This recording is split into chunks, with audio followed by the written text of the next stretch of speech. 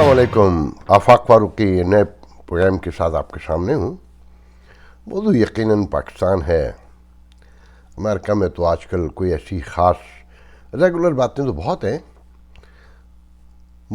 हम बात वही करेंगे जो पाकिस्तान में हो रहा है। नई काबीना बन गई है और अहले यूथ ने शोर डाल दिया है, कंपैरिजन शुरू कर दिया है कादर पटेल का,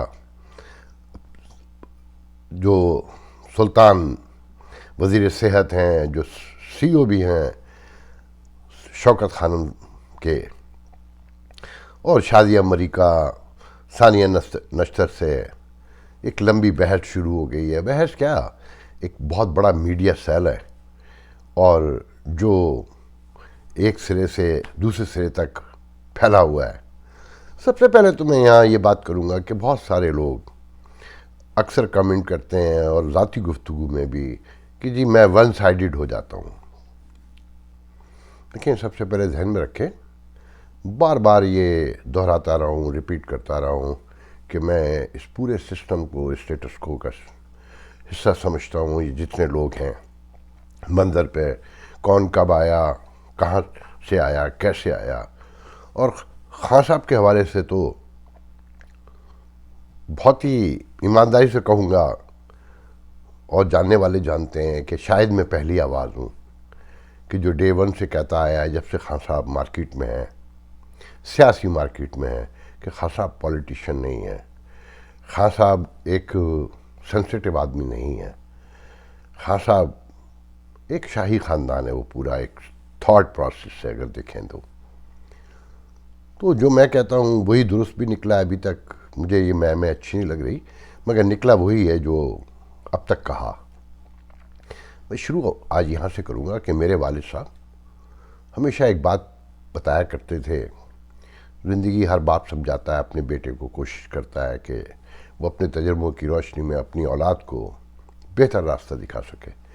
तो वो कहते थे कि गोल्ड लीफ का पैकेट उस ज़माने में मेरे ख्याल में 5 रुपये का या 4.25 का आता था। जबकि बात है, वो कहते थे कि अगर कोई गोल्ड लीफ का पैकेट मंगाने के लिए 5 रुपये का नोट दे और सामने वाला 75 सेंट या 50 सेंट, जो 50 पैसे बचे हैं, वो वापस ना करे, तो याद रखना वो बहुत ख़तरनाक आदमी है। जब पूछा कि क्यों, तो कहने लगे देखो, $1 मिलियन, 2 मिलियन या 1 करोड़, 10 करोड़ बहुत बड़ी अमाउंट होती है, किसी का भी दिल फिसल सकता है, बड़े से बड़े पारसा नेकूकार।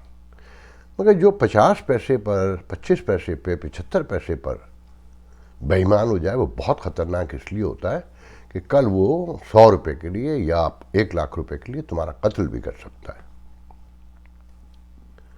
तो छोटी छोटी चीज़ों से इंसान पता चलते हैं। खान साहब ने शौकत खानम बनाया और चैरिटी को एक डिफरेंट प्रोफेशनल लुक दिया, क्योंकि चैरिटी अमेरिका ने तो प्रूफ कर दी कि दुनिया में ये प्रोफेशनल और ये बहुत ही एक सेंसिटिव काम है और इसे प्रोफेशनलिज्म के साथ ही किया जा सकता है। मगर खान साहब को देखकर जिस तरह लोगों ने चंदे दिए ओवरसीज़ पाकिस्तानियों स्पेशली, कि ये मिडिल क्लास, ये जो गलियों गलियारों से आए थे, मोहल्लों से, इन्होंने बड़े लोगों को अपने घर में बुलाने के लिए अपनी नमूद नुमाइश की खातिर, अब ये देख लेना पूरे अमेरिका में या पूरे यूरोप में जो आज चैरिटी का कॉन्सेप्ट पता है क्या है, फंड रेजिंग कैसे होते हैं, नाच गाना चाहिए होता है, उसके बगैर चंदा नहीं मिलता। तो बहरहाल आज का सबूत ये है कि इतनी खबर तो सबको मिल गई कि दुबई में घड़ी कैसे बेची गई। ये भी आ गया कि वो घड़ी, 2 घड़ियाँ बनी थी स्विट्ज़रलैंड में, ग्राफ है घड़ी का नाम, शायद शाही ख़ानदान ने ही बनवाई थी सऊदी अरब के, जिन्होंने दी थी खान साहब को।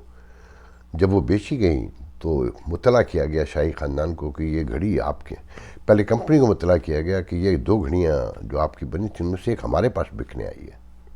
उन्होंने शाही ख़ानदान को इत्तला दी और कहते हैं कि शहज़ादा सलमान हैरान रह गए और सकते की सी कैफियत तारी हो गई कि वो सोच भी नहीं पाए कि इतना शोहरत याफ्ता इंसान, इतना ग्लैमरस, इतना रोमांटिक, इतना दावे करने वाला, रियासत मदीना, नहीउल मुनकर और अल बिल मारूफ से लेकर एक लंबी कहानी है। تو کہتے ہیں کہ اس نے آرمی چیف کو فون کیا کہ یہ کیا ہے.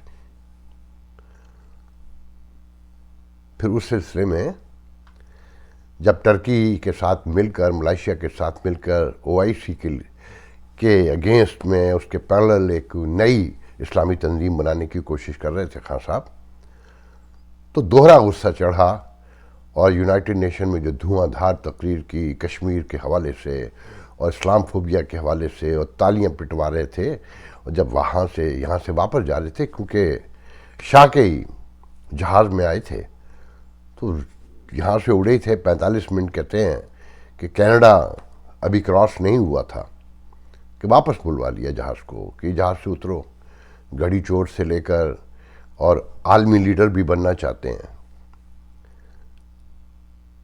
وہ جو خودداری کے نعرے لگاتے ہیں نا خان صاحب، آپ ون سائیڈڈ کہیں، مجھے کچھ بھی کہیں، خودداری، ایمانداری، غیر جانبداری، مطلب ایئر فورس 1 تو آپ کے پاس بھی ہے نا.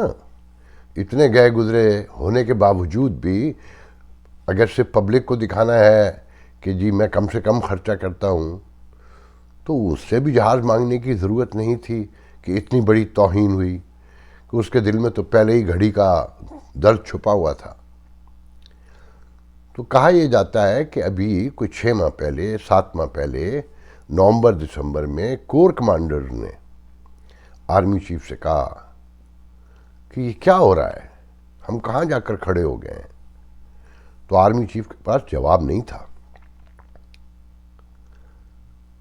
وہ کچھ کہہ نہیں پائے، جواب نہیں دے پائے، کیونکہ لانے والے تو وہی تھے نا، جنرل پاشا سے لے کر محترم جناب جنرل فیض حمید صاحب تک، جن کی کہانی اب مک چکی ہے. کس کمال ہنر سے انہیں ریٹائر کیا جائے گا یہ تو آنے والے دنوں میں دیکھیں گے، جب نئے آرمی چیف آئیں گے. ساحر شمشاد کہتے ہیں کہ آئیں گے، جو منگلہ کے کور کمانڈر ہیں اس وقت. اب تصور کریں کہ نیکی کے، ایمانداری کے، جد و جہد کے اور غیرت و حمیت کے ساتھ بھکاریوں کی تعریف میں، اس کی خرابیوں میں جو بیانات دیے جاتے ہیں، جو دعوے کیے جاتے ہیں، اس کے برعکس، اور پھر یہ کہا جائے کہ میری گھڑی میری مرضی، میرا تحفہ میری مرضی. یہ جو وائٹ ہاؤس سے لے کر پوری دنیا کے بڑے بڑے میوزیم ہیں یا اسٹیٹ کے جو گھر جو کہلاتے ہیں، جہاں ہیڈ آف دی اسٹیٹ رہتا ہے، وہاں جو توشہ خانے کی چیزیں، جو تحائف ہیں رکھے ہیں، وہ ایسے ہی رکھے ہیں، انہوں نے بیچ کیوں نہیں کھائے. اور پھر مودی نے تو ایک نئی مثال قائم کی، ہم لاکھ انہیں انتہا پسند کہیں، کچھ کہیں، کہ انہوں نے کہتے ہیں کہ جی انہیں جو تحائف ملتے ہیں وہ باقاعدہ نیلامی کرواتے ہیں، اور اس پیسے سے جو نیلامی سے ملتا ہے، بیڈ ہوتی ہے تو زیادہ پیسے ملتے ہیں نا، کہ ایک سے ایک بڑھ کر پیسے لگاتا ہے کہ جناب یہ تحفہ اتنا قیمتی ہے، کہاں سے آیا ہے، کسے ملا ہے. تو اس کی بنیاد پر تو یتیم خانوں کو، بیواؤں کو اور مختلف چیریٹی کے اداروں کو وہ رقم دے دی جاتی ہے. یہاں یہ حال ہے کہ کہا جاتا ہے کہ چوروں کو نہیں چھوڑوں گا، بے ایمانوں کو نہیں چھوڑوں گا، مگر تحفہ تک بیچ کر کھا گئے. 20% دیا اور مارکیٹ میں بیچا اور جیب میں رکھ لیے، اور پھر کہتے ہیں کہ نیکوکار ہیں، ایماندار ہیں، جانے والے چور ہیں. بہت حیرانی ہوتی ہے، یقین ہی نہیں آتا کہ کوئی اس طرح بھی کر سکتا ہے اور پھر اتنی ضد بھی کر سکتا ہے. پھر دوسری طرف یہ ہے کہ فائز عیسیٰ کو میں نے تو نہیں نکالا، فروغ نسیم نے نکالا. ایک لمحے کو مان لیتے ہیں فروغ نسیم نے نکالا، تو ریفرنس پہ دستخط تو پرائم منسٹر نے، صدر دونوں نے کیے تھے نا. آپ ان کی اہلیت کا، ان کی کیپیبلٹی، ایبلٹی، سارا کچھ، ویژن، آئی کیو، سب دیکھ سکتے ہیں کہ جی مجھے تو گمراہ کیا گیا. ہیڈ آف دی کنٹری اگر اتنی باتوں پر، اتنی چھوٹی چھوٹی باتوں پر گمراہ ہوتا ہو تو کیا اسے وہ ڈیزرو کرتا ہے کہ اس عہدے پر ہے؟ اور پھر فائز عیسیٰ کے خلاف پوری کیبنٹ نے جو مہم چلائی. پھر ایک ایک چیز نوٹ کریں، الیکشن کمیشن ابھی جنوری تک غیر جانبدار تھا، بہت اچھا تھا، عدالتیں بہترین عدالتیں تھیں. اپوزیشن کو کہا جاتا تھا کہ آپ عدالتوں کو بھی نہیں مانتے. آج سب خان صاحب کی نظر میں متنازع ہوئے، مگر کیا کہ سب نے اپنا اپنا چور چن لیا ہے کہ جب چور یو ٹرن مارتا ہے تو عقیدت مند ساتھ میں یو ٹرن مار لیتے ہیں. ایک صاحب کہہ رہے تھے کہ لوئر مڈل کلاسیوں نے کراچی کے ایک لیڈر چنا الطاف حسین، جو بیچارہ ذہنی توازن کھو چکا، جسے تنہائیاں کھا گئیں. اس کی اپنی کتنی غلطیاں تھیں، وہ ایک لمبی بحث شروع ہو جائے گی. اب ہائر مڈل کلاسیوں نے اپنا چور منتخب کر لیا ہے، اپنا لیڈر بنا لیا ہے. کہتے ہیں کہ فوج میں ایک بہت بڑی تعداد میں ہے. باجوہ صاحب جگہ جگہ صفائیاں پیش کرتے پھر رہے ہیں کہ جب captain, brigadier, major general, lieutenant general تک ریٹائر سے لے کر اور حاضر تک جو ہے اس کی حمایت میں ہے. یہ خانہ جنگی کی باتیں ایسے نہیں ہو رہی کہ کھل کے کہا جا رہا ہے کہ کسی وقت بھی خانہ جنگی شروع ہو سکتی ہے. اچھا دلچسپ بات یہ ہے کہ یہ خانہ جنگی کی باتیں اگر کوئی پشتون کرتا، کوئی کراچی والا کرتا، کوئی بلوچی کرتا، سندھی کرتا تو غداری کے الزامات لگ جاتے بھی اور جانے کیا کیا تماشے لگتے. مگر وہیں سے ہو رہی ہیں جہاں سب سے زیادہ محب وطن پیدا ہوتے ہیں. دھمکیاں دیکھیں کیسی بڑی بڑی دی جا رہی ہیں کہ اگر خان کو ہاتھ لگایا تو خانہ جنگی ہوگی. وہ خان کل میں نے بتایا تھا کہ $3.5 ملین ہیں جو ظفر عارف نقوی سے جو امریکہ ایکسٹرائڈ ہو کے آگے. نہیں جناب، میرا فگر غلط تھا. 35 سے 45 ملین ڈالر کہا جاتا ہے کہ جس کو جو موجود ہیں خان صاحب کے حساب کتاب میں وہ منی لانڈرنگ کے پیسے ہیں. ابھی تو بڑے تماشے لگنے ہیں. سارا دباؤ یہ ہے کہ فارن فنڈنگ کیس میں دلچسپ آپ یہ کہہ رہے ہیں کہ جی ہمارا کر رہے ہیں تو دوسروں کا بھی کریں. آپ کو اس پر بھی ایک دلچسپ واقعہ سناتا چلوں کہ ایک بار مجھے اسپیڈنگ کے دوران کاپ نے روک لیا. تو میں رائٹ لین میں تھا، آگے ایک گاڑی جا رہی تھی مجھ سے، تو میں اسے فالو کر رہا تھا. تو جب مجھے روکا تو مجھے بڑا غصہ آیا. میں نے کاپ سے کہا کہ تم نے مجھے روکا، جو آگے جا رہا تھا اس سے تو نہیں روکا. وہ مجھ سے زیادہ اسپیڈنگ کر رہا تھا. تو اس نے کہا کہ میں نے تمہیں روکا ہے اسے روکا ہے. کہنے کا تمہیں روکا ہے تو بس بات ختم. تمہیں اس سے کوئی غرض نہیں ہونا چاہیے کہ آگے کون جا رہا ہے، کس اسپیڈ میں، پیچھے کون جا رہا ہے، تم نے حساب دینا ہے. تو یہ عدالتوں کا، یہ ریاستوں کا کام ہوتا ہے کہ وہ کسے روکیں گے کسے نہیں روکیں گے. یہ ڈسکریشن ہوتی ہے کاپ کی کہ اس نے کسے روکنا ہے. 40,000 جا رہے ہیں تو 40,000 کو نہیں روکا جاتا. اگر 4 کاپ کھڑے ہیں تو وہ 4 کو روک سکتے ہیں، 40,000 پورے نہیں روکے جا سکتے. تو وہ 4 یہ پلی نہیں لے سکتے. یہ بھی واقعہ میں نے کبھی سنایا تھا آپ کو کہ نیو جرسی کی عدالت میں ایک پاکستانی امریکن گئے وہ اسپیڈنگ کی ٹکٹ میں. تو انہوں نے عدالت کی جج سے کہا، خاتون جج تھیں، کہ میں کچھ 32 سال سے گاڑی چلا رہا ہوں، مجھے آج تک کبھی ٹکٹ نہیں ملا. تو جج نے کہا کہ اب ملا ہے تو یو ہیو ٹو پے. معافی نہیں ہوتی، مگر یہاں دباؤ یہ کہ یہ ہمیں بلایا ہے تو اب سب کو بلاؤ. اور ساتھ میں یہ بھی کہتے ہیں کہ ہم نے فنڈ ریزنگ کی بنیاد رکھی. آپ ہی نے سب سے زیادہ فنڈ کھائے ہیں. تنویر الیاس کو آزاد کشمیر کا صدر ایسے نہیں بنایا. آپ کی اپنی پارٹی کے لوگ جو قصے سنا رہے ہیں وہ غور سے سنیں. خان صاحب بات یہ ہے کہ اگر میں اقتدار میں نہیں ہوں تو پھر کہا یہ جا رہا ہے کہ ریاست بھی نہیں ہوگی. ڈالر نیچے گیا تھا پھر اوپر جانے لگا، کشیدگی دیکھ کے، خانہ جنگی کی باتیں سن کے. دیکھیں یہ ایک طویل بحث ہے، اس پر جتنی گفتگو کی جائے کم ہے. دلچسپ ترین جو بات میں نے بتانی تھی، ریفرنس کیس میں جسٹس، سپریم کورٹ کے جسٹس اعجاز الحسن نے کہا کہ امریکہ میں سپریم کورٹ حتمی ثالث ہے اور وہاں کوئی تصور بھی نہیں کر سکتا کہ عدالت کے فیصلے روگردانی کرے یا اسے تسلیم نہ کرے. جج صاحب جب آپ یہ کامنٹس دے رہے تھے اس وقت آپ کے ذہن میں اپنی عدلیہ کی تاریخ بھی آئی ہوگی. جسٹس نسیم سے لے کر مولوی تمیز الدین، جسٹس منیر سے لے کر جسٹس قیوم تک، اور جسٹس قیوم سے ثاقب نثار تک. افتخار چودھری کہ جس کی عدالت میں آئے ہوئے ملزم کے بیٹے سے اپنی بیٹی کی شادی کرتی، ٹیلی فون پر، واٹس ایپ پر، سارے قصے سناؤں کیا؟ یہ ملک ایسے ہی نہیں آج یہاں پہنچا ہے، انہیں کوئی چھیڑتا ہی نہیں ہے. وہ جو نیوٹرل ہو گئے ہیں سب کچھ کھانا خراب کر کے، جسے کہتے ہیں نا برباد کر کے، وہ نیوٹرل ہو گئے.